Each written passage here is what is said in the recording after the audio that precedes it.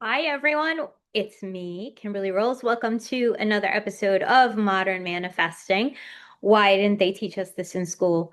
And today I want to just talk to you about journaling because every episode I pretty much tell you, that I'm a journaler. And I want you to know why journaling is so important when manifesting. So, real transformation often comes from giving your brain space to process lived experiences, like to be honest, imperfect, and fully human. And with this outlook, journaling becomes a bridge between science and intuition. That's a lot of, I know Mama Jumbo probably to a lot of you, but journaling was really the first thing that ever really helped me to get to where I am, to understand that I can actually create things and that I just don't have to live day to day with whatever's thrown at me. And by diving into the story and making it my own, by being really intentional, I could have a life I love. And there's a delight in getting to know yourself. I mean, have you ever like DM'd with your soul?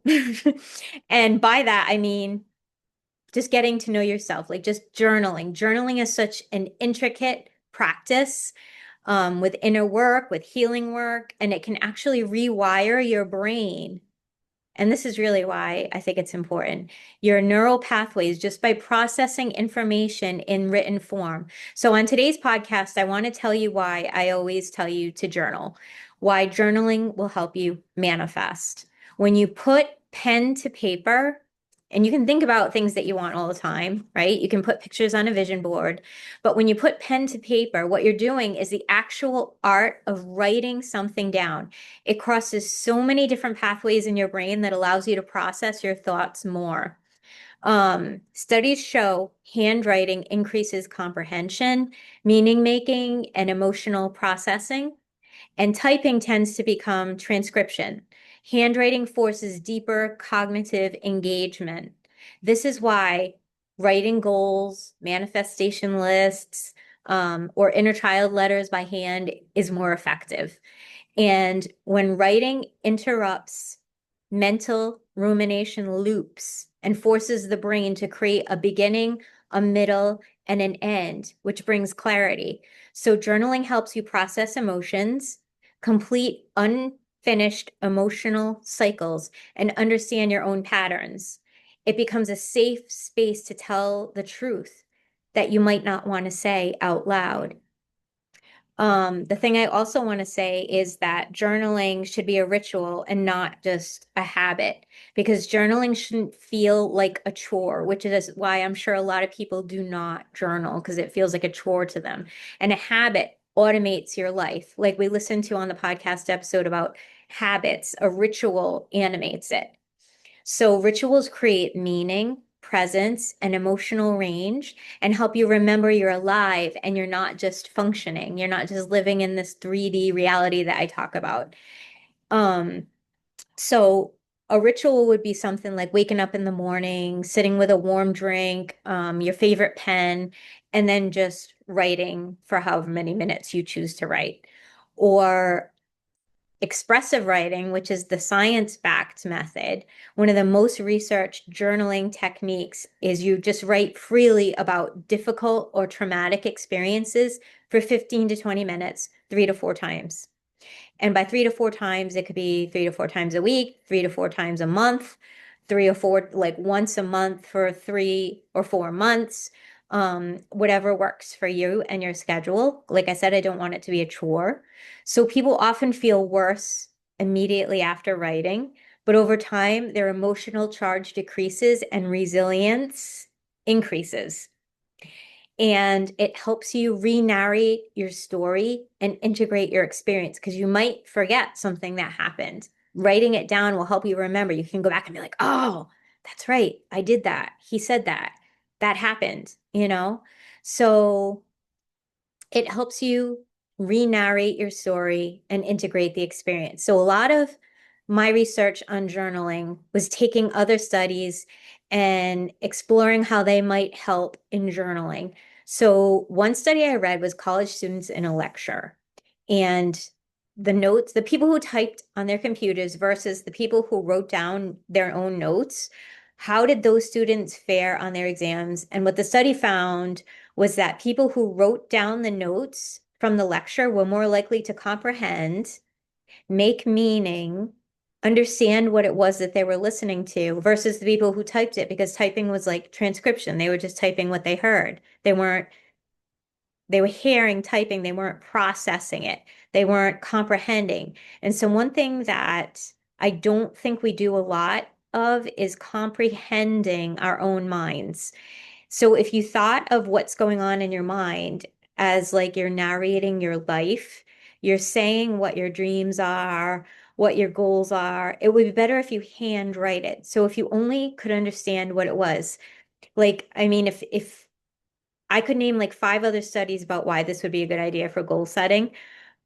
Way more likely to achieve your goals if you write it down. Very specifically when this goal is going to happen and exactly when it's going to be, and then letting it go and not tracking it.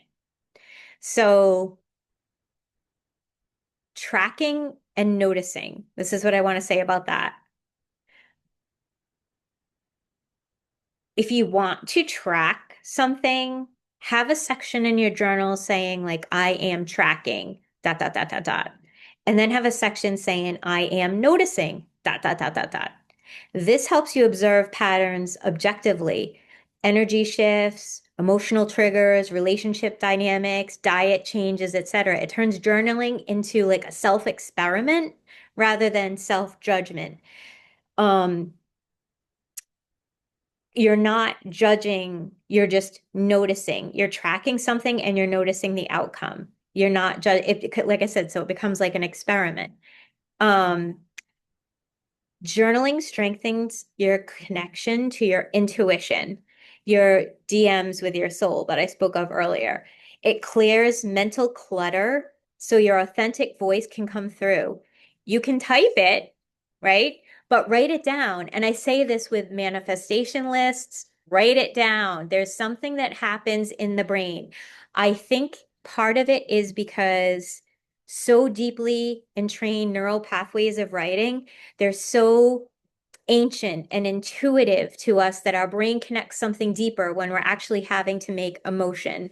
So, sure, you can type your list, you can voice note it if you want on your phone, but there's something that happens where it syncs up so many parts of the brain that you don't get the same effects with just typing. Being able to tell your own story skillfully, that's just a gift um, that's going to have to give you psychologically, emotionally, in your career, in every possible way. It's so huge. Whether you're a writer, whatever industry you're in, it's like what your human authentic touch that you can put on it. Like that is going to be your superpower against whatever may come. And then use the AI, if you have to, as a tool as you see fit. Everyone has their own special, unique, authentic seed. And I think that if we can see that in ourselves, cherish that in ourselves, get to know that about ourselves, like it's going to set us apart and we don't have to worry about it. Comparison and envy are reframed as signposts pointing you towards what you desire. Maybe I need to like move a little more over here if that's so appealing to me. So we did a video, I did a video on envy and jealousy and the difference between that. And I think I did a podcast episode. I'll have to check and put it in the show notes. But there's definitely a YouTube video on jealousy versus envy and what the difference is and how it's actually helps you to be jealous, actually brings to your attention what it is that you desire, right? So if you're jealous or envious of someone, it's just showing you what you want. Doesn't mean you don't like that person because they have that. It's more, it's showing you what you want. That is so appealing to me. And I always now think of it as proof of what's possible for me, not proof of like they got it, so I can't have it. You know, it's a big universe. If someone else got something, that's proof that I can get it too. Like I am human as well. I too work hard. That's why it's important at that moment to put on the blinders, Don't get lost in some story of envy or whatever. Just take the win, which is knowing what you want. I looked in that lane and I saw something I want. Let me get back to my lane and do it my way. With expanders, that's pretty much what expanders are. They have something you want. They're an expander. They're like showing you, hey, this is possible. It's like seeing people who are showing you breadcrumbs of aspects of yourself that you have yet to tap into. It's like all your potential that you absolutely can achieve on your own in your own authentic way. Um, Journaling is not about perfection or productivity. It's about presence, honesty, and reconnecting with the part of you that knows who you are and what you need. It's a bridge between science and soul. And it's one of the most accessible tools for healing and manifestation. I think one thing that's going to be really huge for people this year and beyond, and just everything that's collectively happening, is having that channeled to self, channeled to soul, having that soul connection to self on speed dial, because we need to know what is truly coming from us, from our essence, versus everything that we're taking in. We're taking in so much information every day and it's like, it gives me anxiety. It's coming from TV, radio, phone, computers, people. It's just too much, social media. Um, how do you work with your journaling practice to deepen that connection to your own intuition, to get away from all that noise, to just sit and be with who you are, to your soul, to your authenticity? I've been practicing Julie Cameron's morning pages for a while, for a lot of years that I've been journaling. And her practice is that she wrote in The Artist's Way, which is one of my favorite books. But first thing in the morning, before you do anything else, you write 3 longhand pages, no editing, just word vomit. And they can be to-do lists. It doesn't have to sound good. It's just getting all the gunk out of your head. And I get a lot of gunk at night, which when I'm up at night, and I write it all down in the morning. This is DMing with your soul. So what I do is at the top of my page, I also write, I am tracking or I am noticing, because so many things that we try to change, a little behavior, but then we don't take note of it, so we don't know if it worked or not. So, for example, if I write tracking, sometimes I use it with medication or diet change or supplements or whatever. And, you know, then I'll notice, hey, did I have any side effects? Did my stomach bother me? I'm noticing, hey, I took this medication and my stomach bothered me, or I couldn't go to the bathroom, or I couldn't sleep, or I couldn't stay awake, or you know what I mean? So if we don't take a note of it, we don't know if it worked. Um, Noticing feeling lighter and better every day. Like I could write, I started dating a new guy named David, feeling much, much worse about myself and anxious. Does he like me? Does he not? I can track it every single day and kind of have a more objective way to see myself. So my pages get me in touch with my soul, basically, right? So I'm like word vomiting, and I sometimes give myself the prompt, today's what's in my heart, because otherwise it can be quite intimidating to just look at a blank page. So answer that question. Today, this is what's in my heart. Today, this is what happened. Today, this is what I'm thinking. Then I'm always tracking and noticing something about myself. So it's a little bit of my soul, it's a little bit of science. And one of my goals this year is to like find my energy and to understand on a day-to-day basis in the micro moments, where is it that things go left? Where is it that I lose my energy? I lose my momentum. I lose my excitement for life. I lose my purpose. I lose, like I said, my excitement. Um, and I know that it's a normal part of life to have ups and downs and, going with the waves. But I'm just curious if there's anything that's in my control that I can shift and optimize just for, for like that week. Like I did Monday and Friday last week, Monday through Friday. I said, okay, things that went well during the day that gave me energy, things that I could feel could be improved on by 1%, and I would like circle them or whatever. And that was my sort of tracking in my journal. And then over the weekend, I synthesized my analysis level, like, okay, what themes did I notice throughout this? And it was so illuminating. Like, I'm like, I don't even need to keep tracking. I need to implement the shifts from the first week because there was so much there, you know? And I love when we treat our lives like an experiment and we have like a hypothesis, like maybe my energy is seeping out because of X. But when we just do the bare minimum of noticing our lives, then we can realize, wow, that's actually why. This isn't a crisis. This is just a micro adjustment that I can make. Then I can experiment again. And in my journal, I note whenever I have a thought experiment going on. But again, you label it. If you're like a thought experiment, noticing, tracking, you're more likely to continue, not to lose momentum, to note it's being intentional. Like, what is it to be intentional? In my case, it's just to write it down. Or even I have a tracking, oh my God, if I showed you my phone for almost a year now, every day, Monday, Tuesday, Wednesday, Thursday, Friday, Saturday, Sunday, Monday, Tuesday, and I write down what exercises I did or if I didn't do any exercises. It's been since last April or May, so it's almost been a year now. Um, yeah, I don't know. That's a thing that I've been doing. Um, so what do I want to say? What did I want to say? What did I want to say? So people, even from the first markings, the people of the first civilization, when there was no, absolutely zero necessity to do art or jewelry or anything like that, like cavemen, like they were making it. They were doing cave drawings. Okay, they were journaling. They were doing cave drawings purely for aesthetic and beauty and for the love, and for their own reasons. And I think that um so many of these practices are an afterthought.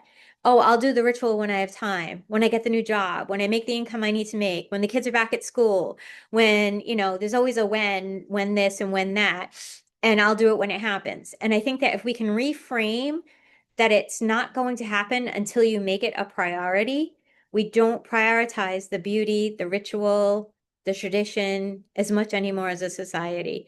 And I think it's really impacting us more than we even have words for beyond. Um, and so I think that when we say things like, when I have time, then I'll journal.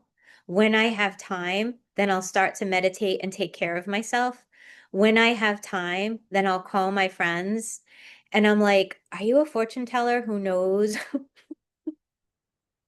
that you have much more realistic or, in the real world, like that you have more time? Are you a psychic to know when you have more time?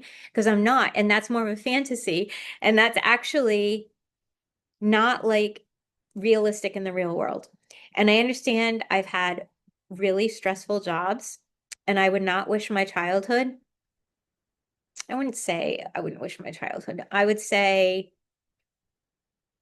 a lot of the experiences in my life, I wouldn't want other people to have to experience. I get it. I get how hard day-to-day life is, but all I'm asking is that people take 5 to 10 minutes to reflect on any of this. And if you've got 5 to 10 minutes to doom scroll on Instagram, then you, my friend, have 5 to 10 minutes to pay attention to your life. Mic drop. Like, I think that's where it always gets me. Whenever I make the excuse to myself that I don't have time, I'm like, well, what's your screen time? How much time did you spend on social media or on your phone this week? Because guess what? You've got time. You're just not prioritizing it. I write it in the journal. Maybe there's some person who literally does not have 5 minutes to themselves. It's totally possible. I'm willing to believe it. But is that really you? Just be honest with yourself. Is it really me? Like, it's all part of the human experience. You've got to have it all, the richness of it all.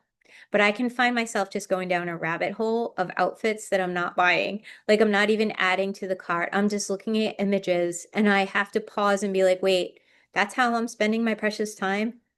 No. There's about 40 other things that I want to be doing with my time. I really need to be intentional, and it's a practice. So I'm not saying I'm perfect and I'm not beating you up. I'm not beating me up for not journaling or whatever. I'm just telling you why I do it because you know I talk about it in every episode, just about.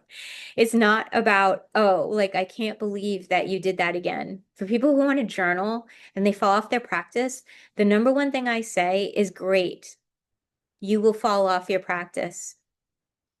There is 0% chance that anybody is doing journaling, quote unquote, perfectly. I journal most days. Have there been days where I don't? Yeah, for sure. And every time, instead of beating myself up, I say, good job, me, that I have a ritual to come back to that was so intentional about my life that I missed this thing and now I can go back. So when you get lost journaling, it's not a sign that there's a problem. It's a sign that you've done a very, very good job. You've done something to take care of yourself. And okay, let's get back into it. I love that reframe. The compassion piece is so key because if we shame ourselves, then we'll never pick it back up again.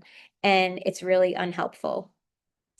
I think the reason that a lot of journaling practices fail is because people tell us there's one right way to journal, and there isn't. There's many different techniques. I can't sit down and be like, oh, these are the things that you're going through. I think you should try this journaling technique. So instead, I give you different journaling techniques. I give you some of the research behind it. You don't even need to write a story about it, just literally the emotion. The problem is, at least for me anyway, emotions had boiled down to I was good, bad, sad, tired, busy. So for me, labeling at that point would have been a really good one just to bring down the heights of my emotion, but also to teach me that I had more emotions. So I'd go through the book in order, but if you see it in the table in the like I do like a table of or I put like labels, I put little post-its on the side of what section my journal is. It's kind of like my little table of contents, but it's not. It's just little post-it things. And it looks, I include like nighttime journaling, which is one of my favorites because it's like an evening download for me. It's like downtime. And I actually am hosting my first in-person retreat. And I picture at night, we gather by the fire to do our evening download together. And it was just so beautiful to end the day when things came up and like, what did I learn from that today? What am I grateful for today? Or to write out anxieties that keep you from going to bed. There's great compelling research that writing down your worries before you go to bed makes it easier to go to bed. This is why I almost couldn't write a journal. There are so many different techniques that I never want to be a self-help person who's telling you if you don't do it this way, then you're not doing it right. And I'll never do that. I'll never tell you that. The reader is super smart. You guys are super smart. You're also unique. So you need a lot of different tools and you can figure out what works best for you. And I feel like that's what you do. You have lots of different tools that I give you so that you'll find one that works for you. So you'll find however you need to use that journal. And I feel pretty good that you're going to find a technique that works for you. But just having a couple different ones out there, like my brain going through it to do this podcast was like, okay, I definitely want to do this one right now, but I feel like people could benefit from that one down the line. And you can see how already your brain is understanding what you need uniquely in each time period. And then you can flip back to the journal and be like, okay, cool. I want to try this one out for like a month or something. And then I'm gonna see how that goes. And if I don't like that, then I'm gonna do this one. Because I think that has always been my experience with journaling, where it's like off and on and different modalities. And if I had one modality that, I did morning pages for like 2 years straight and filled up so many journals. I think I showed you guys before my journals in a suitcase. My journals are literally in a suitcase. because I just don't know what to do with them all. And I don't want to leave them out. But I got to the point where I felt at the very end of doing it, I was like, I have to get this done because I feel like I have to do it. And I was like, wait, I need to listen to what I need. So don't feel like you have to do it. Listen to what you need and use your own techniques. There's so many different techniques to lean on. And, try this one, then try that one. And just having everything in one book, like, I don't know, I used to go through like one journal a year. Now I'm probably going through like two a year. And sometimes I'll see that I'm going through something that I remember going through at another point in my life. And now I can go back and remember and read about what I did at that time in my life, or what I was told at that time in my life, or what I learned from that time in my life. And it's nice to have that to go back to. So I've been through some really, really dark things. And there was a time I thought, I'm broken. There's something inherently wrong with me and it's never going to get better. And after all of this journaling, all of this storytelling, getting to know myself, I almost laugh because, like, I laugh with compassion because I know I was really wrong.